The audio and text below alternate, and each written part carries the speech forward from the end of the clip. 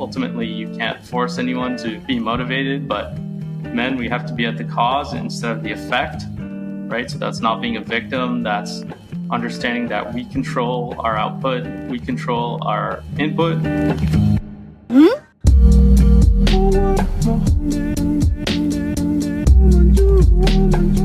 Welcome to the Freely Rooted podcast, where we are passionate about helping women reclaim their metabolisms, restore their youthful vitality, and rediscover God's original design for motherhood and wellness. We are your hosts, Fallon and Corey, and we're so glad you're joining us for season 4. If you're new here, be sure to listen to our previous episodes where we talk through many of our favorite foundational topics.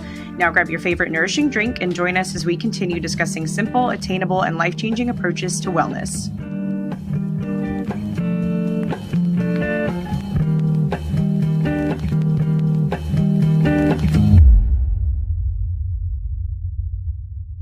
Adam, welcome to the show. This is the season finale of season 4, and we were so excited to wrap up the whole season with this episode. We've been really looking forward to it, and we've loved following along with you and just your whole endeavors with LifeBlud and just all of the great info that you share. And I would love for you to just tell us a little bit about yourself, tell our audience a little bit about yourself and how LifeBlud got started. Yeah, awesome. Thanks for having me. Let's close it out good. And I'll just go into, I guess, a general intro about myself. I've been in alternative and natural health for 6 or 7 years now. And I mainly started because I felt in my earlier 20s, around 24 or so, I kind of just hit a wall in terms of my health. And I remember in previous years to that feeling like basically invincible and, having just that really youthful vitality, kind of like the way that Peat talks about, the youth associated hormones. Like I felt like my definitely was in a state like that for a while and dropped off pretty significantly. I think because I was like a pretty big partier and, basically nocturnal for a long time, binge drinking every weekend for 10 plus years and really just hitting it really hard in life and definitely caught up to me, and it caught up to me pretty early. And I quickly figured out that, if you're to go to a doctor, there's only a few options basically that you're going to get when you present like X or Y issue. And I wasn't satisfied with, any of those potential outcomes that I knew I was going to receive back. And so I just kind of decided to take my health into my own hands and just kind of got on the internet, did what I know how to do best, which is kind of just poke around the internet for information and look and discern. And I eventually found Dan, the life regenerator, McDonald, who is a Hawaii guy like you, Corey. You're not a guy, but a Hawaii native, and he's like a raw vegan fruitarian juicer guy, and he just made like really motivational videos online juicing and about taking your health back. And 6 or 7 years ago I just bought a juicer, and the rest was history, I guess, from there. Out of the gate, I really appreciate the dichotomy of your story, because I think that like a lot of either women listening who've got husbands that are just like nowhere near pursuing health, or even men that are listening that feel like, they're not quite on this path to wellness yet. Like you coming from a background of like 10 plus years binge drinking. I mean, you've recovered from a lot. And so I think this is going to be a really encouraging conversation for a lot of guys who have, maybe had similar stories. I'm curious if you had a health approach prior to finding, this bioenergetic realm. It sounds like maybe pre-juicing era, there wasn't really a health approach at all, maybe a lack of health approach. And then once you found the like juicing raw vegan realm, like how did that transition into kind of the more Peat style metabolic approach? How did you get from point A to point B?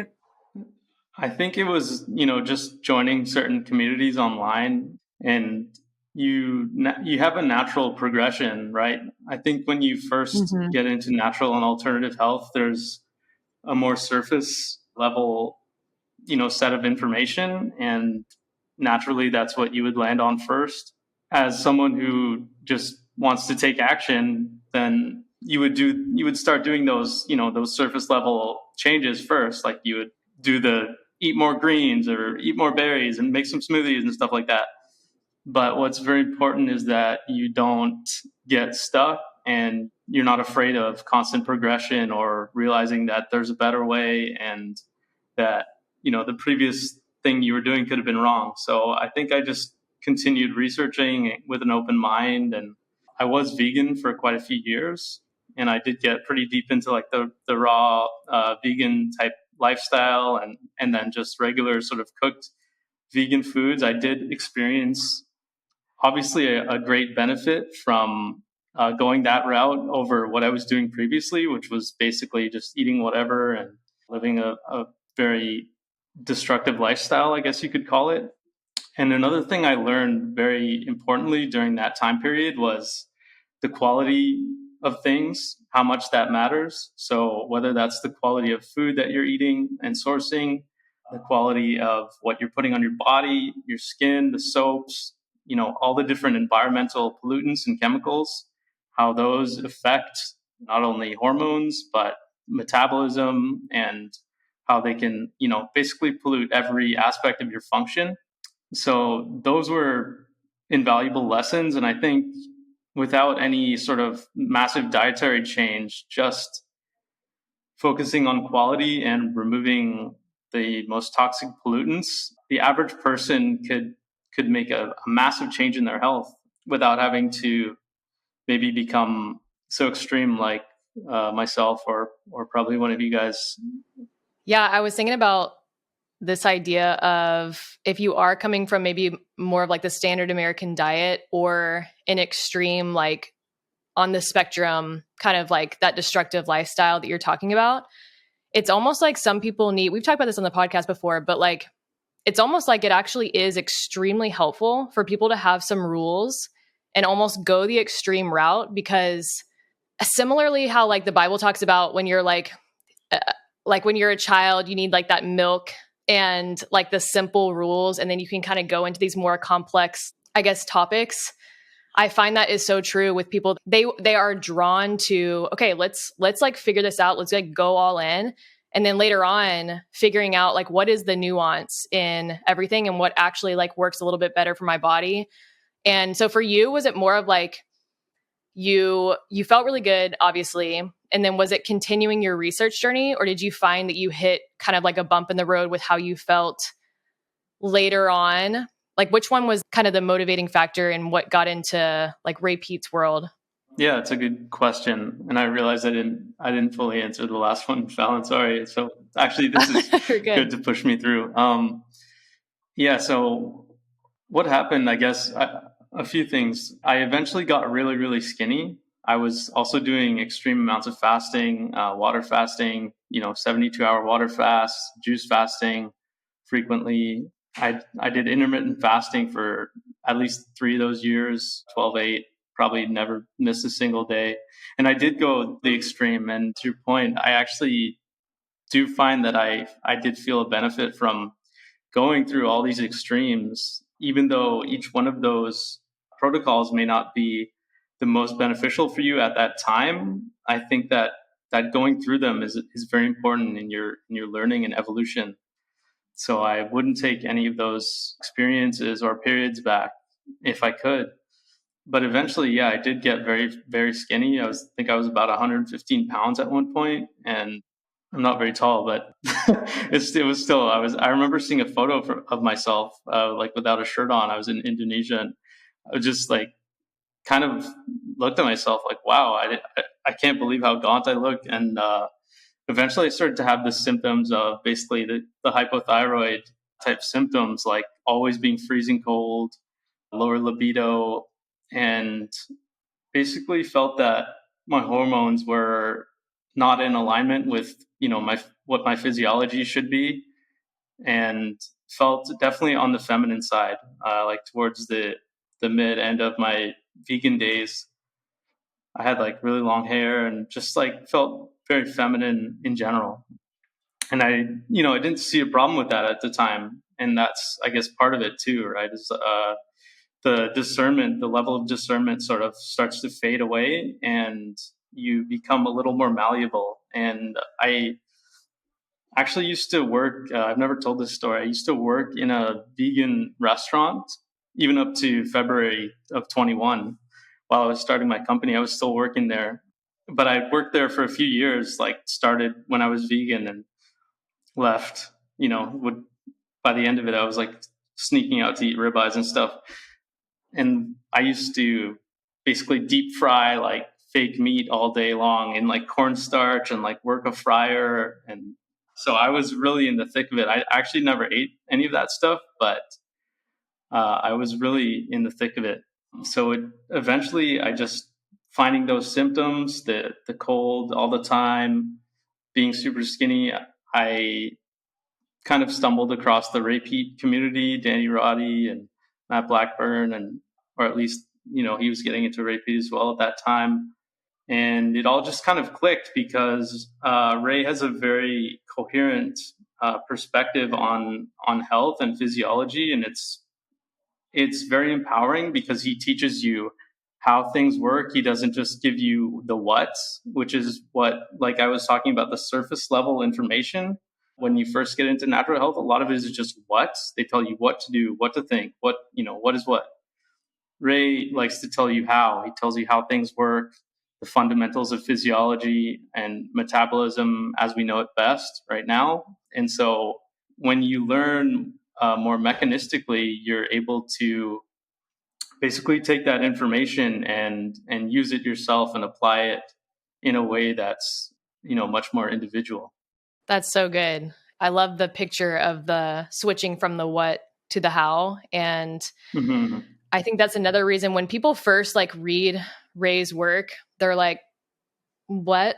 Like, I don't know if I can fully like comprehend this right now. And it takes a second. Like it takes a second to like fully absorb his information. But I found that like year after year, it clicks like this. And it's like something that was honestly a little bit too complex for me to, like absorb at the time years ago. I have a better understanding of now just because of the mechanistic philosophies that you're talking about. And that's basically like that in and of itself is pretty profound, that if you can understand the mechanisms behind your approach to health, it really like answers any questions that come up along the way in a more simplified way. But going into hormones, I think Fallon, probably for you as well, our like most frequently asked question when it comes to men in my DMs or my emails or in my course community is, okay, so we talk a lot to women, obviously, and people are curious, okay, as far as the hormonal approach, we talk about estrogen dominance, we talk about, optimizing your synthesization of youth-associated hormones. Does that apply to men in the same way? That would be probably the most frequently asked question that we get. And I find it interesting in your story, prior to getting into this approach of health, how you actually found yourself feeling a little bit more feminine. And I would love for you to dive into like why this approach to hormones actually does really matter for men. Yeah. So I guess I'll start that by laying a bit of a foundation, because obviously when we're talking about any of these things, especially something like a hormone, which none of us can see, obviously, we can't physically observe these things. They're just sort of names of molecules that we understand from a scientific process of research that has given us information. So we need to understand what we know about health from a very coherent paradigm, just like, the Peat metabolism paradigm is coherent and it has, it's one big picture. It's not just fragmented parts. And we need to make sure that we're talking about hormones in the same way. So the way I like to think about it is, I'd like to first ask myself, what are hormones? And like, what do they do? Why do they exist? And so what are they, right? And the way that I see them is that they're basically a signal from, the innate intelligence in us, of our environments, of our input. It's a response signal, right? And they guide our physiology to operate in our best interests, at the given time, at the given environment, protecting us from dangers. And, they can shift our energy levels and influence certain actions. So that's the way that I see hormones, is they're these guiding sort of signals that are a response to what's going on. Now, when we ask about, are men and women the same? I'm not someone who like goes after labs a lot, so if we're talking about numbers, personally, I don't work with numbers. I don't work with labs often. I work sort of more in theory and just implementing things in practice that theoretically should balance, balance our physiology. So the overarching fundamentals of what would balance hormones in men and women generally would be the same. Not obviously the exact same, but things that are going to optimize my testosterone may help a woman preserve progesterone and, keep her hormones in balance with testosterone and with estrogen, because all these things are, one, important. Like I said, they're signals that guide our body, and two, they will align with, what good physiology is, given that we provide the right input. This is so good because it kind of reflects on, and we can talk about this later in the episode as well, this question of like, how do I boost my testosterone? It really reflects on the compartmentalization of how our like healthcare system is set up, where it's like everything is fragmented, like you said, compartmentalized. And what you're saying is when you set the overarching big picture and foundation, we're all kind of in balance. And it's so simple in that way. And also just like cohesive and beautiful. And it just speaks to our innate intelligence. That was so good. Thank you for that. Mm-hmm. Yeah. I used to give more like, I guess, like scientific or like research based answers and stuff, but I'm totally like switching up. I've been refining the way that I see the body and the way that I see physiology and the way that I see the world, and I see it all connect. I've been refining that more so than just doing specific research lately. So I also haven't had that much time to do that, but that's what I've been refining lately. And so my message is definitely changing to be more in that alignment. And I would say that it's very important to note that if you're, now we're sort of running in the alternative and holistic natural health sphere, like that's, I imagine we agree that's where we're at, that we really need to actually make sure that we're properly ditching the models of allopathy and that we use a holistic mindset when we think about any problem or any, physical optimization or issue, illness, wellness, etc. It has to come from a holistic approach, or else, we're just regurgitating allopathy. Yeah, I was just reflecting on this idea of when the amygdala is fired. And we just talked about this actually on the Femininity podcast, because Paris Hodges was talking about when, even with HTMAs, let's say you like get this chart and then you have all these numbers and you have all these like this like data, it's easy to kind of go into this like rabbit hole, fix these. Yeah. And Paris was just like, it's so interesting to navigate through bringing in a holistic approach where you're not kind of having this like amygdala firing and thinking, okay, something's wrong, let me fix it, this problem, and then fix solution. And instead bring in this whole big picture of emotions and how the mineral balance reflects your emotional state and psychology and like your entire environment. And I love this whole conversation of just switching, because I think we've all been there as far as kind of dabbling into holistic health and then still approaching it with an allopathic mindset. I think all three of us maybe like came a little bit from allopathic in the past. And so it's been a beautiful thing to watch kind of this cultural shift on social media as people have grasped, oh, I've totally been doing that. And what does it look like to kind of take a step back and look at that big picture? Yeah, exactly. And it's part of that, like when I was talking about the layers, right, is like, you get to the surface level, and it's just about us progressing as well with our knowledge. And we can't be, mad at ourselves or anyone for not getting everything right away, but we do also have to progress into a more holistic understanding of the body and the world and what's going on.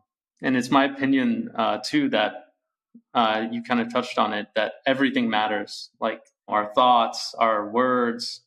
Sometimes I wonder, like, do words, when we speak them, do they come out and obviously in wave form? So these are physical things. Do they have an effect on the world around us? Do they become scalar waves that now affect the environment and so on and so forth? So yeah, I'm just in the mentality that everything matters. And I think that's pretty optimistic in general. And I love, Adam, how you spoke about your own journey, just, feeling that gratefulness for kind of the stair-step approach and filtering through different ideologies. And it's actually crazy to me how similar our stories are. I feel like we kind of had a similar progression of, I was kind of in the like paleo Whole30 world for like 5 years, and then kind of slowly started learning more about this bioenergetic approach. And so I feel like our journeys are mirrored a little bit. And what's interesting is that if you're a longtime listener of the podcast, this is not news to you, but Corey and I have talked frequently about how we feel like, we look back at pictures of ourselves. And I have almost that exact moment as you have, Adam, where I saw a picture of myself. I was like 105 pounds. And I was like, oh, is that like, that's me. Like, that's what I look like right now. And I also remember just feeling and looking so masculine and just like, okay, if you're watching right now, I also look like a Beastie Boy. So like, this is not the best time to be like, oh, I'm so feminine now. But I've seen myself like change. I really did have these like masculine features. And, as I nourished myself, as I focused on just more nutrient density, I just watched my features change. And so I know you touched on this, and I don't know if you're comfortable getting into this a little bit more. I'd love to hear more about this journey that you had of like kind of losing touch with your masculine self. And it is mind blowing to me how divinely and intentionally the human body was created, because kind of like you've said in answer to our question of like, hey, do we have to take a different approach for men? And it's wild to me that, a man and a woman can both pursue this approach of getting, nutrient density and lowering toxins and, focusing on foods that are, low in plant toxins and like getting those animal products in, and our bodies can respond appropriately. That a man's health is going to lean toward male hormones functioning correctly, and a woman's health is going to lean toward female hormones functioning correctly. And I know this is so touchy, not really in our realm, but like at the world or in the world at large right now, just this gender ambiguity is just like taken us by storm, or taken our culture by storm. And I look at this way of healing and this way of nourishing, and I'm like, how can we not honor the differences that are in existence in a man's body and a woman's body when we can take the same nutritional approach and we respond in the appropriate manner? That hormones balance in the appropriate manner when you pursue this approach is just like wild to me, and so just affirming and fascinating. Anyway, I clearly could go on about this, but Adam, I would love to hear you talk a little bit more about kind of that. I don't know if you'd say emasculation or what verbiage you would apply to it, but kind of that journey where you felt like you were kind of a little bit more feminine, and kind of how you saw yourself maybe come out of that. Anything that you're, comfortable talking about or not talking about in light of that journey. But I know you mentioned there was kind of this moment where you felt like you were aware of yourself, feeling or looking or whatever it was a bit more feminine. And what was the transition like back to feeling like you really connected with your masculinity again? Nutritionally, I'd love to just kind of peek into your mind for that whole journey of like feeling like you were back in your masculine self. Yeah, it was definitely pretty distinct. And I would say that, like I was talking about with being a little more malleable when you're vegan, I think the culture tends to, push men into being more feminine now, and women into being a little more masculine. And so I think there was definitely a malleability aspect to it where I allowed the culture to sway me in the way that it is. And yeah, in general, I mean, I think I just had more of a approach to vanity, although I don't want to say that women are vain, but it was more of just being not masculine than, being more feminine, I guess, is like chasing vanity a little more and just wanting to be thinner and more dainty and just that type of thing, like more on a surface level, a looks type thing. I wanted to be more dainty, appear more dainty, more clean, and just opposite to that sort of like rugged male type of, and I'm not really that anyways, like even now, but I was just kind of wanted the opposite of that, to be like this sort of, I don't know, like boy band type boy. And I guess I was still in my mid-20s. So yeah, it is what it is. But I did feel a distinct difference after I started eating significant amounts of red meat. And whether that is like the amino acids in high quality proteins like meat and eggs and things like that, that were able to actually do what they do in physiology, which would be to be the precursors of neurotransmitters and things like that. Or like, I was getting tons of carnitine, tons of carnosine, taurine, creatine, and all those types of things from red meat again. So I think that changed my behavior. It changed my emotional state in a way where it just kind of clicked, and I just sort of connected to it like a wave, and just all of a sudden I started behaving differently, and I started wanting different things, and it was totally I didn't have to force it, but I certainly started to change my behavior in a way that I was also definitely I became more upfront and, not worried about hurting people's feelings in sparing the truth and things like that. Just becoming a lot more, demanding, never in a mean or offensive way, but just a lot more of a commanding and leading person is what I became eventually over time of reintroducing meat and things like that. So that was, that's kind of the shift that I felt. It's hard to kind of remember it all now. It's years back. Well, what's interesting is something I've been reflecting on probably the last year, is that whether it's a nutritional shift that kind of puts us in that state of that hormone imbalance, or something emotional or some sort of like conflict occurs, I believe we will actually kind of like start to seek that nutritional approach that will keep us imbalanced, if that makes sense. And so I found that, like, for my own personal story, my conflict with like women, which had like a root cause, I found was like I was seeking out the environment that would like keep me in a masculine state. And I sought out that way of eating that would keep me in a masculine state, in a job, in a profession, and just like all the things, as opposed to those things getting me there in the first place. So it can happen like so many different ways. And that's why it's all connected, is because there's like this energetic pool, and why we can go for the same reason that people develop like trauma bonds. You go and like seek that same behavior that keeps you stuck, basically. And I find that conversation really interesting. I know that was it for me. Whereas Fallon, it might've been like the nutrition and depletion that got you into that more masculine state, or the inability to produce enough of those hormones like progesterone. For me, it was like, it was like the conflict first, and then seeking out those things. And then it was just like this, like a tornado, basically, of keeping me in that masculine state. And I just had to like slowly pull myself out. And what's interesting about the metabolic health approach or bioenergetic nutrition approach is I didn't even realize what was happening as far as kind of regaining my femininity until it had been a few months. And I was like, wait, my face is changing. And then other people were pointing it out too. That's always what's interesting is when people actually point out, you look softer, in a good way for women. You look softer, your features are not as harsh. I had a very harsh look about myself. And then Fallon has explained the same thing. of just having those like really harsh, like almost pointy, edgy features. And for a man, that's almost this like endearing kind of thing that they would be able to develop because of having that like sharp jaw feature. But for a woman, when she's very depleted, she will kind of develop those like very sharp and edgy, I guess, parts of her instead of being more like soft and supple.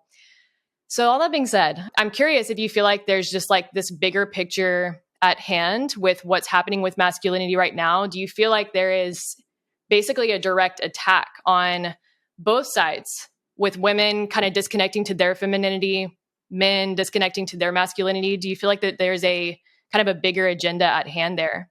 Well, it kind of seems like there's an attack on everything that's true and good these days, whether it's deliberate or not.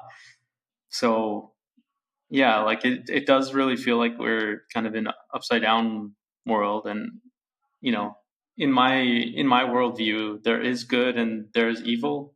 And these forces are kind of in a constant back and forth.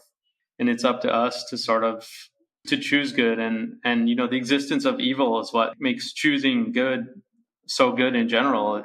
We can be a part of evil, we can do evil, but we can choose good, and that is the essence of goodness. And you know, this attack on masculinity, whether it's you know, like a satanic inversion or whatever it is, we could speculate all day.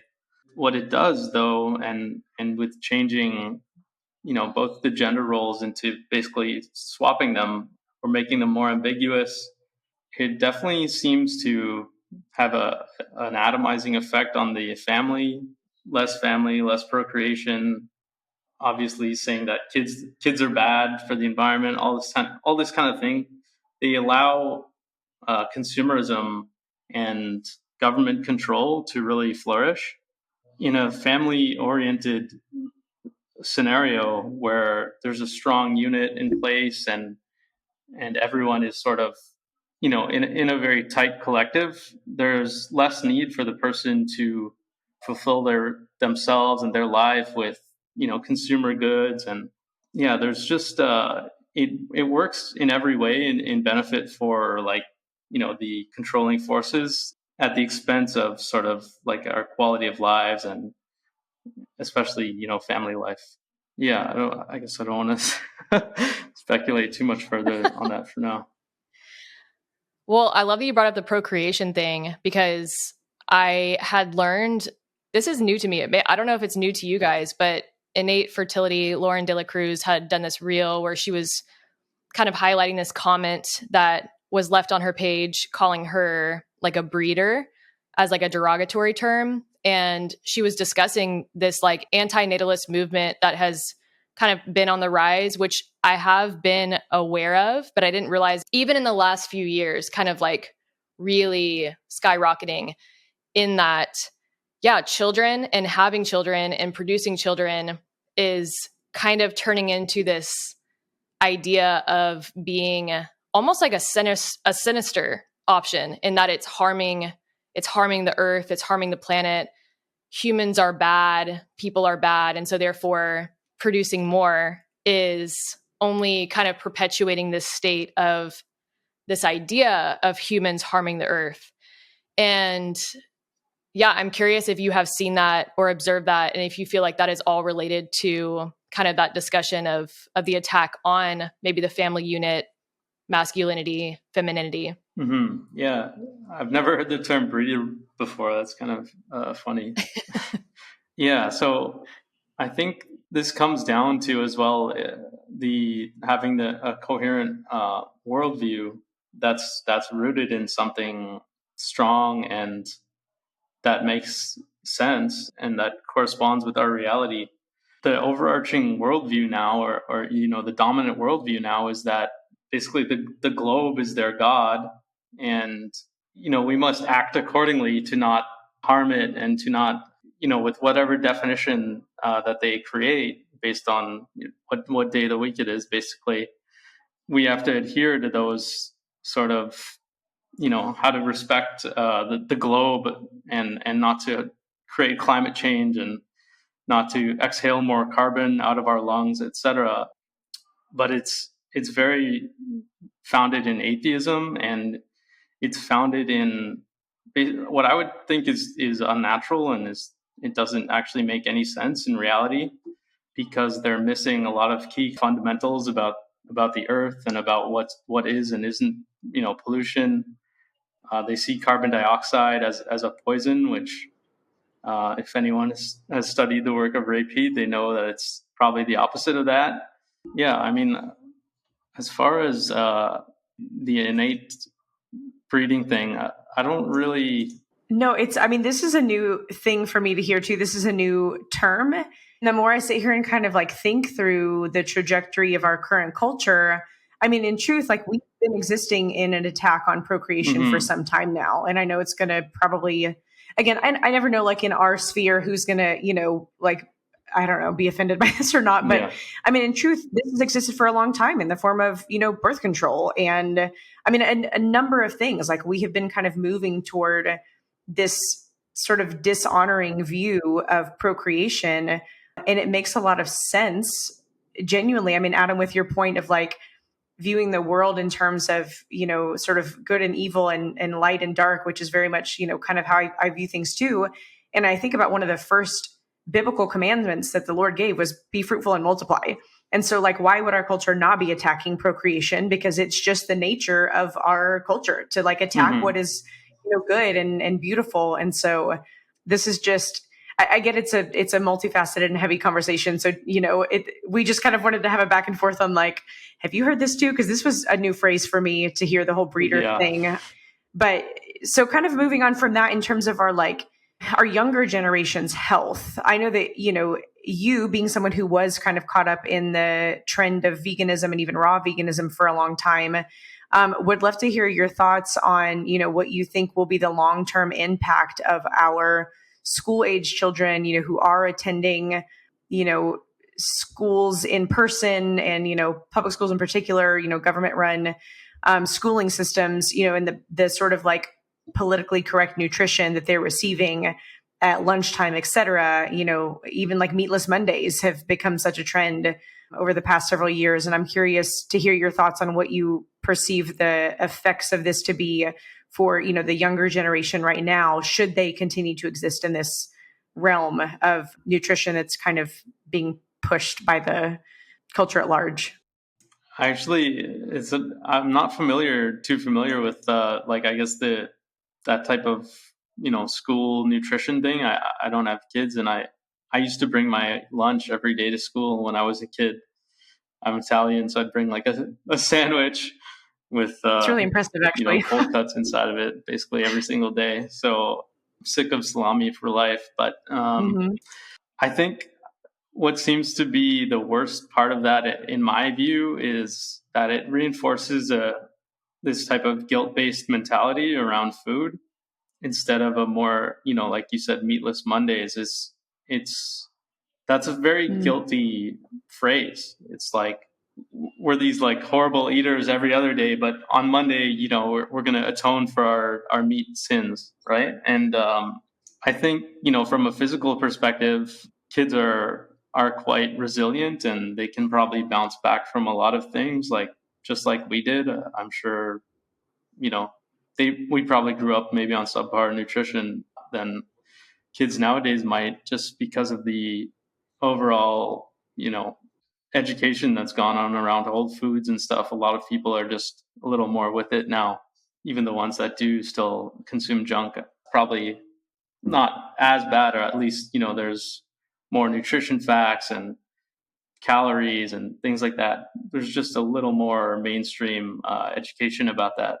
But the mentality around food, I think, is really important, because we need to understand that in this world, in this system we live in, everything derives energy and nutrition from everything else. And that is part of the cycle of nature. That's the way this place is designed. And again, that sort of atheistic mentality tries to create a utopia here based on, the very gray definitions of sort of eliminating suffering. And it kind of shields you from reality in a way, because we should know that with life, there's death, and so on and so forth. And like I said about good and evil, the beauty of good is that evil exists, and the beauty of life is that death exists, and we need to sort of really respect that natural cycle, or else we're fundamentally flawed.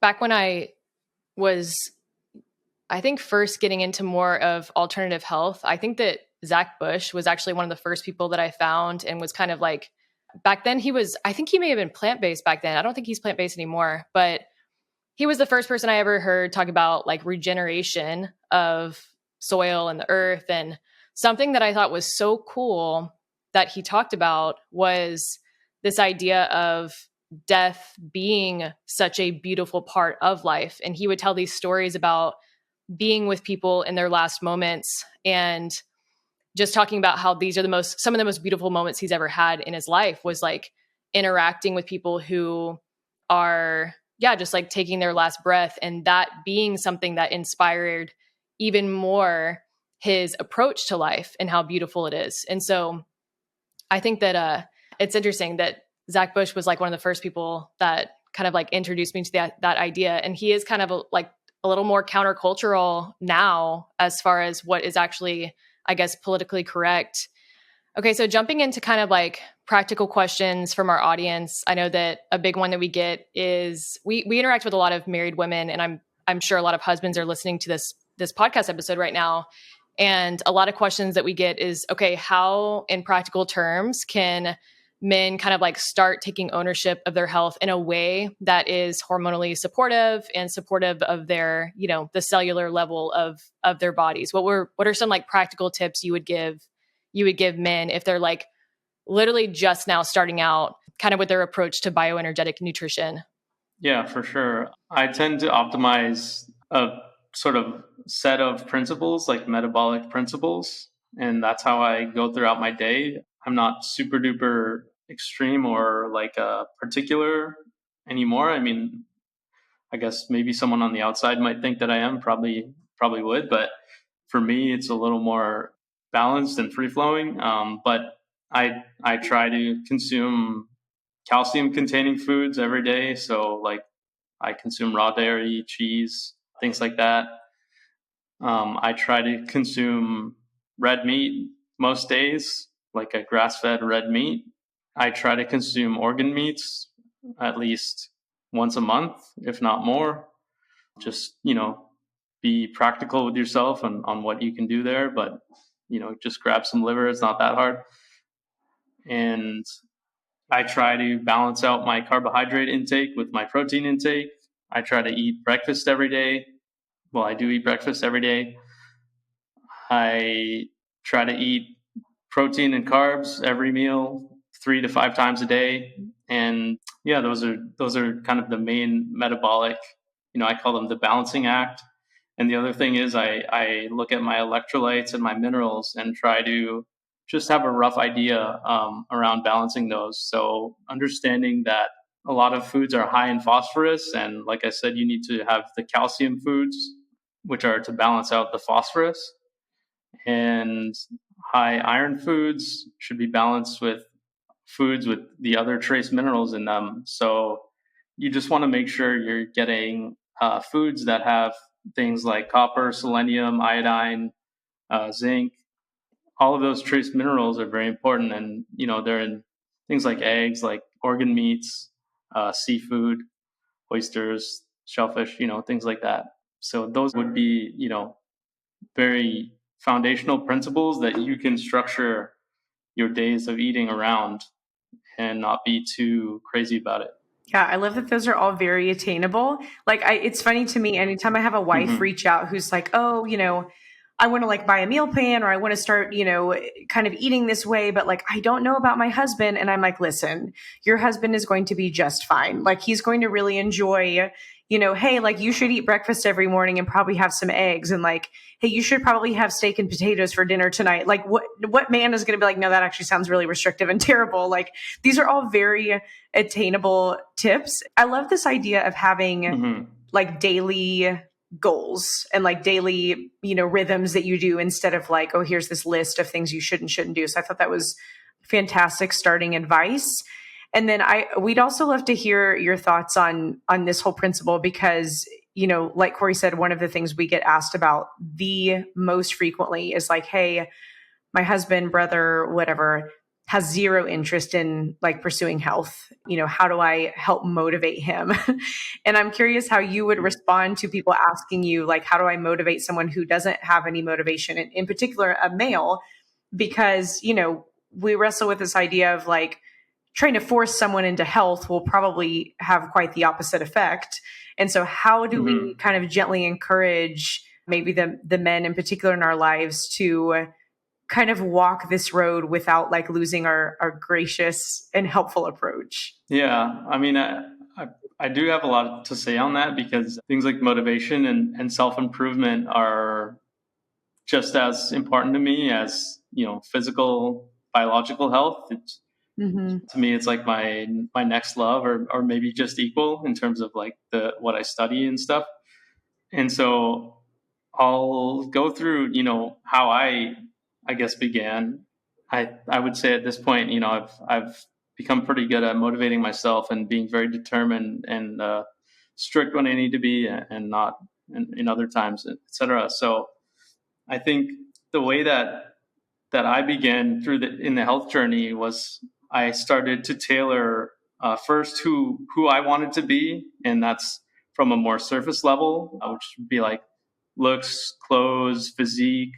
You start to basically create an image of what you actually want to be, like what person you want to be, what do you want to look like if you were, let's say, like a caricature of yourself.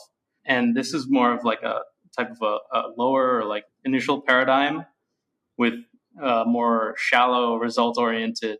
That's how a lot of people end up getting into health is like they want to have better skin, they want to have better physique, things like that. They want to do anti-aging.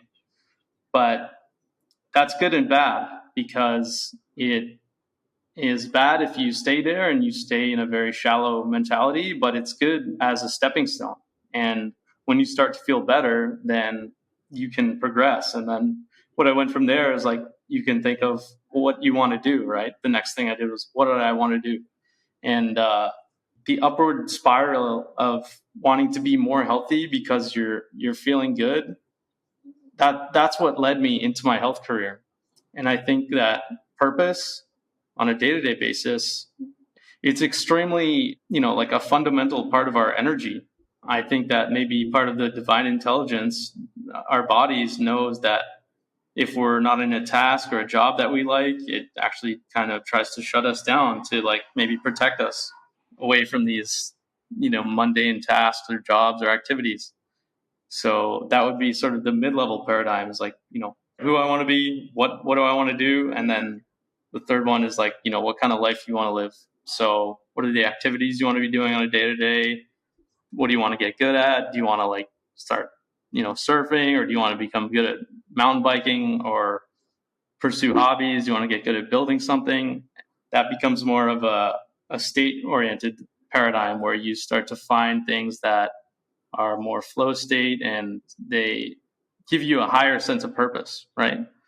And, probably building a family and having kids, et cetera, could be a huge part of that as well.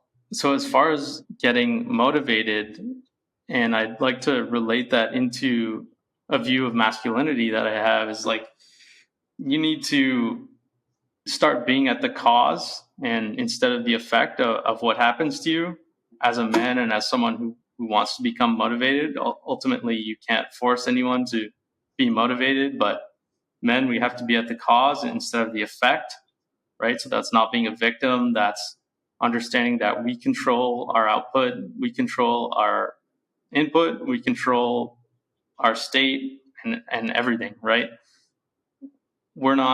Things aren't happening to us. It's the outward flow of energy that comes from the man, right? If the alchemical view of masculinity and femininity has really gotten me interested lately because they see it as, and they relate it to sun and moon.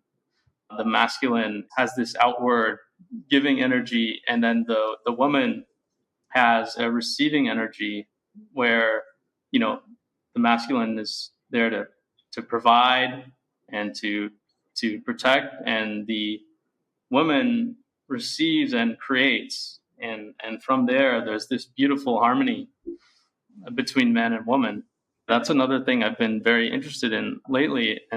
But another thing to help with motivation, to staying on topic there, is men have to start or continue engaging in activities and behaviors that give you energy versus take energy from you. So, on a day-to-day basis, are you doing things that actually fill you up, or are you constantly engaging in these parasitic activities like scrolling through reels and TikToks and things all the time, or Netflix, etc.? These things just take from you. They don't give back. They're parasites, right? Energy parasites. Instead of going outside, are you doing physical activity? Are you doing real things that you love, that you can be happy about after the fact? Do you audit your time? How do I live my life in every aspect? Do I waste 30 minutes here or there when I could be working on other things? Do I use my time effectively? Am I looking at an ROI for my time, or am I just kind of wasting it, right? Spending time, as they say, killing time, even worse. Am I, what type of people do I surround myself with? Another very important thing. Am I surrounding myself with motivating people, or am I surrounding myself with people that just basically want to waste away all day, and all they want to do is just feel good and do that sort of thing? Totally. Setting attainable goals. Do I know what I want? Am I pursuing it?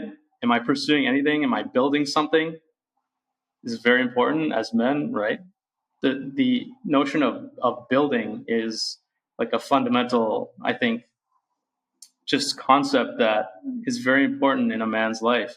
And we need to be building everything, building our lives, building family, building, that's just a fundamental masculine thing. And if you're not doing that, you need to start just basically auditing and saying, what can I do that is going to begin the first step there? Do I see obstacles and pain points as opportunities to grow, learn, and get stronger? Or am I just becoming a victim every time something bad happens to me and basically crying and complaining about it? Those are all things that will help a man get more and more motivated. And unfortunately, what needs to happen often is there needs to be a level of suffering or something that the man actually wants to remediate. I'm not sure that a nagging wife is enough. Like, personally, for me, I needed to really feel like I was sucking in life in order to make massive, massive change and get so motivated that I wanted it so bad, right? And it's not just about the result, but it's about, are you able to exercise your will? Just being able to do that alone is fulfilling, but there should be incentive, right? There should be something there that the man has to achieve. If his life is so comfortable at the moment, then it's going to be very hard to just find some intrinsic motivation. That was unreal. Like, so good. You hit on so many points that I was like, yes, yes, yes.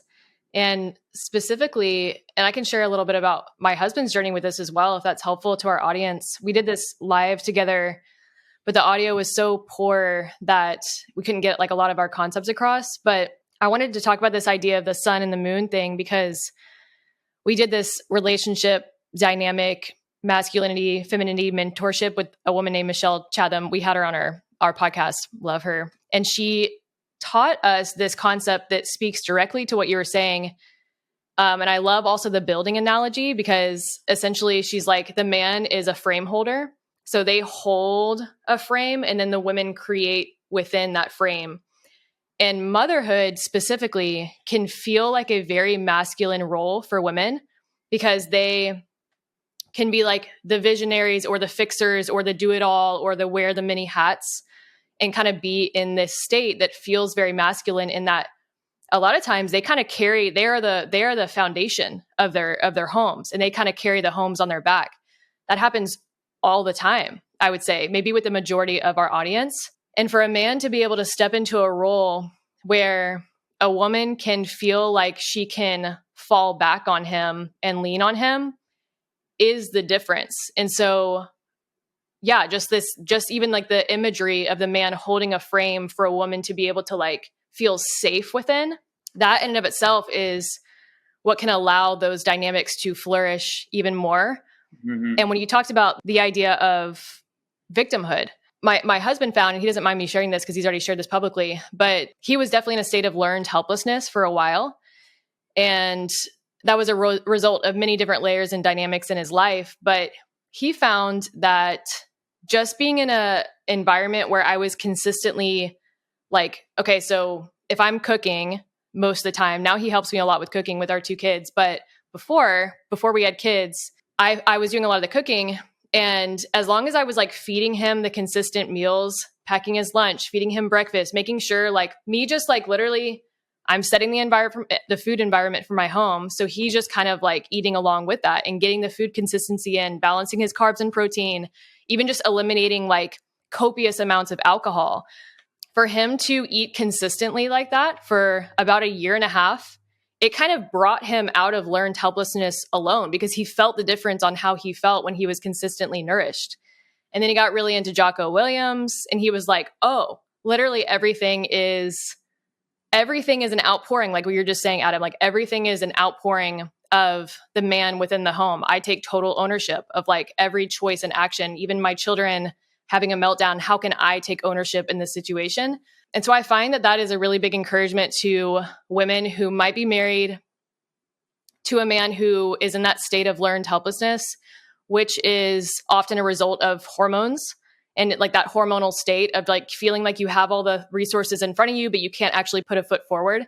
And I'm curious, Adam, if you actually went through that at a point in your life. But if you're a woman listening to this episode, I find that the most supportive thing you can do is just feed your man the same way that you would feed yourself, and just see if that in and of itself gives him a little bit more of tools and resources to kind of bring himself out of that state of learned helplessness. Because there was this study, I think I talked about it either on the podcast or on the live, but there was a study that Ray Peat discussed where these rats were in this like little like pool, right?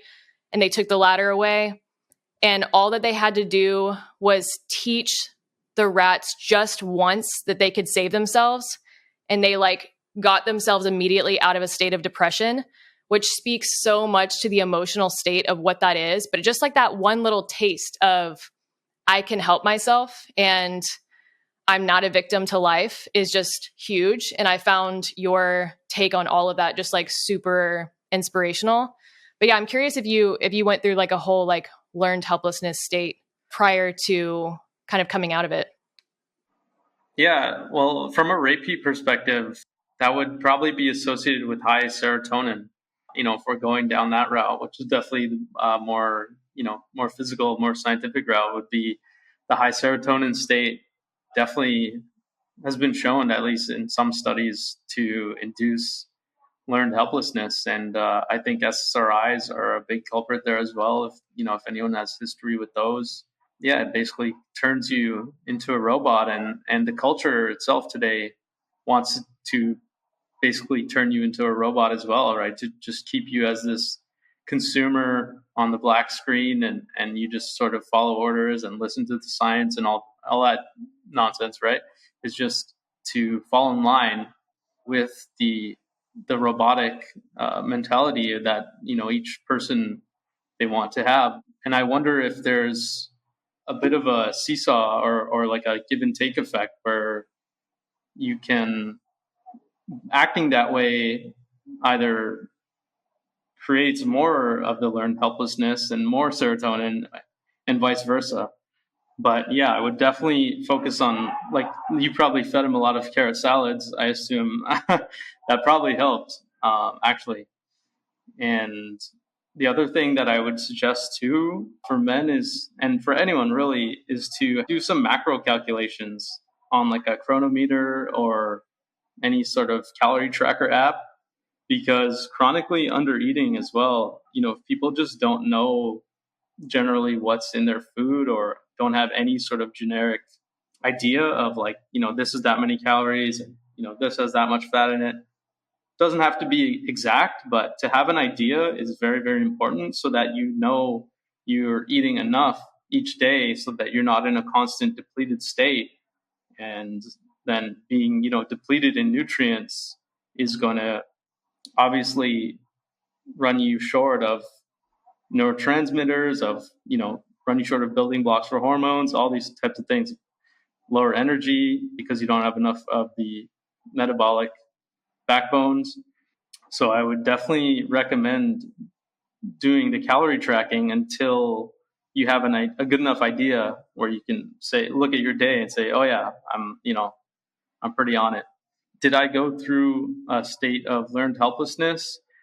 I would say probably. It's probably even more of a default state now than not. So I would say probably before I got into health, I was at least in some form of learned helplessness, although I don't know what exactly, allowed me to get out of that and pursue health, but I'm very glad that I had it. And yeah, I think that health is kind of a stepping stone to help you become more passionate about life, to help you start resonating with things that expand you, start resonating with things that add value to yourself, start resonating with things that add value to the world. Part of that can be family and kids, making a contribution that what might be seen as, your legacy or what you leave behind or your mark that you leave on this world. To me, health is a great stepping stone to that. And health is not the be all end all, but that's where I would start. That's where I started. Definitely, your story resonates with me because I've felt great behavioral, emotional, and physiological changes just on changing my diet and doing certain supplements and stuff. And so, I really do like your advice. It's like just get the nutrition on point because even that will have a great effect. And just that idea of men and their primal needs, they have this idea different than women in that they're very goal oriented. And it's so like helpful and in touch with that primal innate need to actually set that goal and then move towards it. And so even this idea of legacy, that's setting a goal and then moving towards it. And even tracking macros for like a day, that is like setting a goal. Auditing your time, auditing how you spend your time, all those things that you touched on really are these like masculine primal needs that a lot of men are kind of out of touch with because of that system of like, okay, zone out on the big black box or follow somebody else's orders, rules, systems, strategies. And you're just kind of like riding the wave and breaking yourself out of that and actually setting goals for yourself, I think in and of itself is a really, really powerful psychological tool to be able to get you out of that. Because what happened to my husband, Kyle, was like, once he like broke out of that, he was like very motivated to start paying attention to like, have I had an adrenal cocktail today? Or just like, he was like very motivated to actually like set those goals for himself. And then from there, he became like a goal setting king. So it was just interesting to watch him like go from that to that. And sometimes an environmental shift is needed along with that. So big FAQ from women in our community is when a man actually works like maybe like a 9-to-5 job or like long hours away from the home or maybe travels a lot. What are some ways that they can support their bodies when they're not necessarily cooking at home? Maybe like things to bring with them to work. What do you do on like a travel day when you're not like actually cooking out of your own kitchen? Well, I would 100% invest in a cooler. That would be like the number one thing I do because it's not often where I leave my house for, a very long time. If I'm traveling or driving or something that I don't bring something along with me. And if you don't have a cooler right away, you can do things like dried fruit and jerky, although, paying attention to the balancing fundamentals that I talked about earlier. But yeah, I would definitely get a cooler and you could if you're working all week, you could do things like meal prep and just make sure you are consuming enough calories and nutrition to counterbalance the stresses, which are physical demands on our system that consume nutrients, is what, is stress. Cortisol and adrenaline and things that, like I was talking about, hormones being signals of the input and the environment, they exist simply to give you more energy. And so we don't want to be relying on those hormones all the time. That's maladaptive. What you can do instead is, feed your body to counteract the stress that occurs with, just simple or everyday demand. We would also love to hear, in terms of supplementation for men, and obviously this is a great chance for you to talk about your own company and, the products that you create, but we'd love to hear what your favorite supplements are for men. And then kind of as an additional question, I would love to hear, for a specific supplement that you share, do you feel like that is like an entry point, or do you feel like the nutritional foundation has to be set before you add in that specific supplement? Does that make sense? Like, what are your favorites? And then can we incorporate them right away, or do we need the nutritional foundation before we even start dabbling, in that particular supplement? I think for someone who hasn't, who's basically nowhere in terms of their health, supplements can be a pretty good bang for your buck because they are more potent than real foods. They're, extractions often, if it's not just a ground whole food, and they're typically higher doses of things that you would get in food, and they have marked physiological effect. So supplements in general can be quite a bang for your buck, but I always, would suggest having a food foundation in place, because you don't want to get into the mentality of just relying on supplements all the time. Even though they can help you, you want to use them as tools. And, the word in itself, it's a supplement to your existing life, to your diet, to your lifestyle. It's not a replacement. And I, personally, my supplements are kind of foundational, just the way that I view everything. I see things, I try to see things at least from the framework, from the ground up. So my supplements are, B vitamins and magnesium, for instance, are at the very foundations of the energetic process physiologically. If our bodies are water that conducts electricity through minerals and electrolyte filled water and light and food input, B vitamins and minerals are basically at the very basis of keeping that cycle going. So that's why I love my B complex Energy Plus. It's kind of like I take it every day. They're water soluble. So the water soluble vitamins like B vitamins and vitamin C are ones that excrete through your urine. They don't get stored in you for long periods of time, so you can take them daily.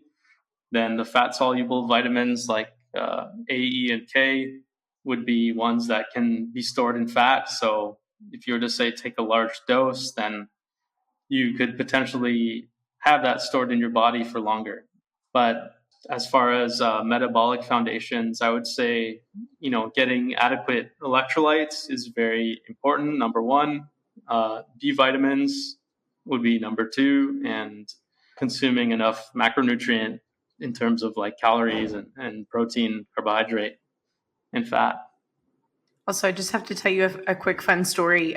We're a big Star Wars household. I don't know if you care about Star Wars at all or will get this reference, but they drink blue milk in the Star Wars universe, and your methylene blue is always what we put in our milk to make it blue. And it's a big staple in our household that we drink blue milk, and that's how it turns blue, is from your stuff. So that's awesome. Yeah, I've never heard of that. Can we do like a quick kind of like explanation on methylene blue? Because I think that, at least in my course community, I think that your product and maybe Noelle's methylene blue were like their first introduction to even like what that is. So a lot of people are still pretty new to the conversation, and I would love to hear just like a little segment on just like what that even is and how it serves the body.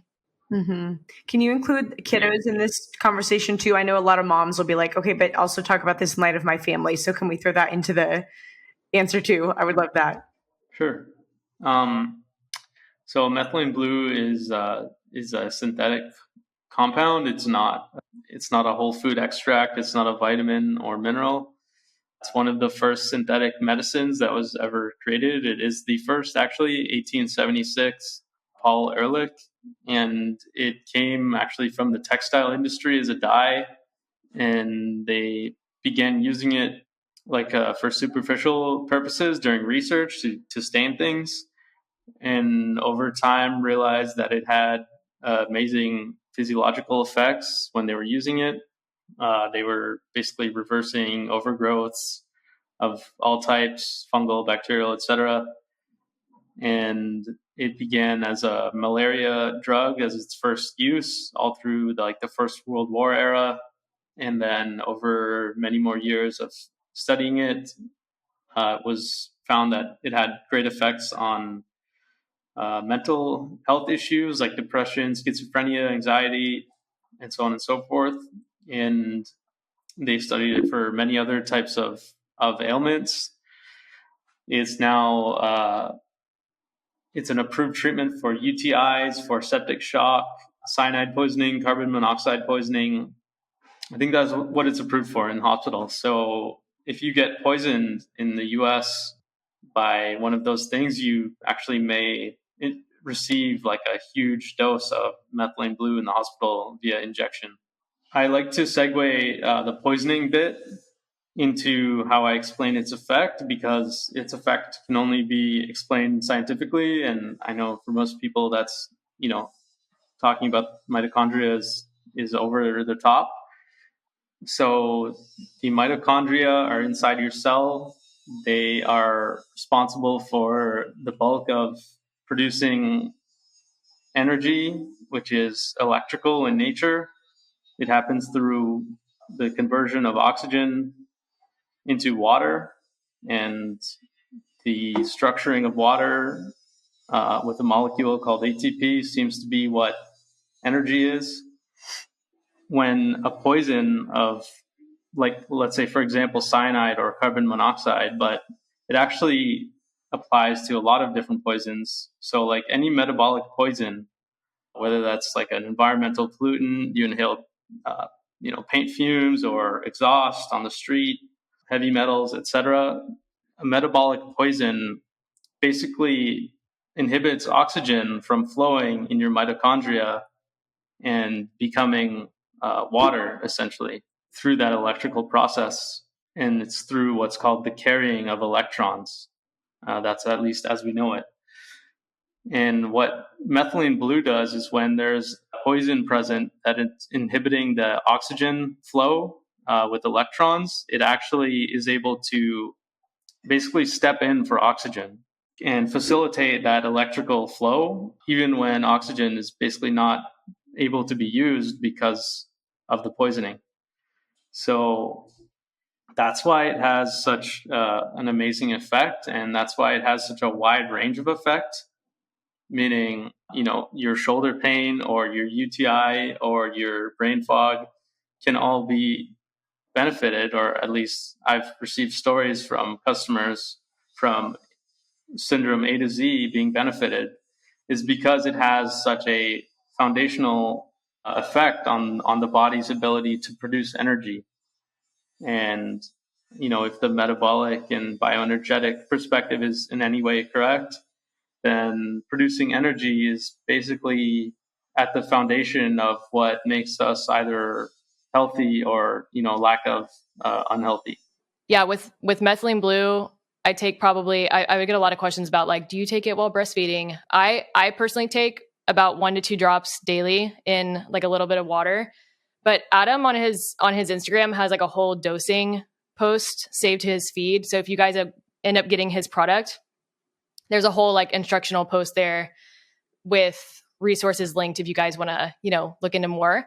I would love to wrap up today with just like this idea of the hot topic of like testosterone booster, my husband and I had this inside joke for so long because back when I was first getting into health, I'd be like, yeah, it's good for this. And he's like, yeah, no. And I'm like, it boosts your testosterone. There's like this buzziness with men where it's like, okay, like I'll listen to that for a second. It's like a buzzword almost. And I feel like that is it's almost like a hot hormone for men to be like, oh, anything that boosts the testosterone, like sign me up. But I would love to hear you just discuss like, is that the most important hormone for men? And just this idea of like, a lot of what you do is, again, just like naturally supporting the hormonal balance. But yeah, would you like to just like touch on that as far as like testosterone boosting tips? And if you get that question a lot, and in what you typically say when you receive that question? Yeah. And sorry, Fallon, I'll just talk about the kids thing because I remember I forgot. Oh, sure. So I do have a lot of customers that do give drops of methylene blue to their kids. They do so typically when the kids are like falling ill. And I've heard time and time again, I gave 3-4 drops or 2 drops to my kid and he was getting sick, and the next day he's, back in the playground and going nuts again. So yeah, it can be given to kids. It's typically not recommended during pregnancy, and none of this medical advice, etc. I'm not advising anyone take it. And yeah, breastfeeding. Some of my customers have taken it during then, and others not. And small amounts is very, very safe. Testosterone boosters, my favorite are pine pollen. Is actually my number one favorite, pine pollen tincture, and I use it's called Canadian pine pollen. They harvest pine pollen in the wild in BC, and they actually don't break the cell wall. Every other pine pollen company advertises this broken cell wall thing. I know a lot of it is from China, probably most of it otherwise. So you should look for that. But I really like their tincture. And it's funny what you said too, because there is this sort of like really buzz about testosterone, even though none of us have actually seen something called testosterone before. And so we have no way of knowing that that's what it is, or if increasing that is what is making us feel good. However, if the consensus is correct on that one, then having high levels of testosterone for a man might be beneficial, or at least to have it in balance with what your good physiology would look like. Personally, I've never measured mine. I only go by feel. That I don't like chasing labs. I don't like chasing molecules, looking, to tweak things as if I am playing God with myself. I like to do things, from a more theoretical and holistic perspective. But if we're talking about consuming something that might boost testosterone, then it would either be consuming like an endogenous type of testosterone, which would be, let's say, pine pollen has like plant androgen in it, like a phytoandrogen, similar to like soy would be like a phytoestrogen or containing it.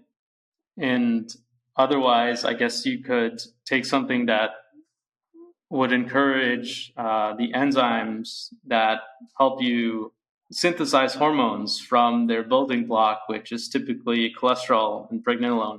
So one, you would definitely want to make sure you're consuming cholesterol from animal foods. And then 2, you want to make sure that you're consuming the electrolytes, because enzymes are part of the electrical process that happens within us via energy that convert one thing to another in our body. So you need to make sure that the electrical component of your body is running very well, and that's with minerals, with touching real earth, which is conductive, with sun, infrared light, which charges the water inside you, which is part of that entire electrical system. So you need to make sure that you are not looking just at compounds, and look at everything, right? Look at supplements, look at herbs, look at light, look at everything, and make sure you're not skipping a beat. Adam, thank you so much for coming on today. We have been wanting to do a men's health focused episode for, probably since our conception. I feel like we've talked about this through the history of the podcast.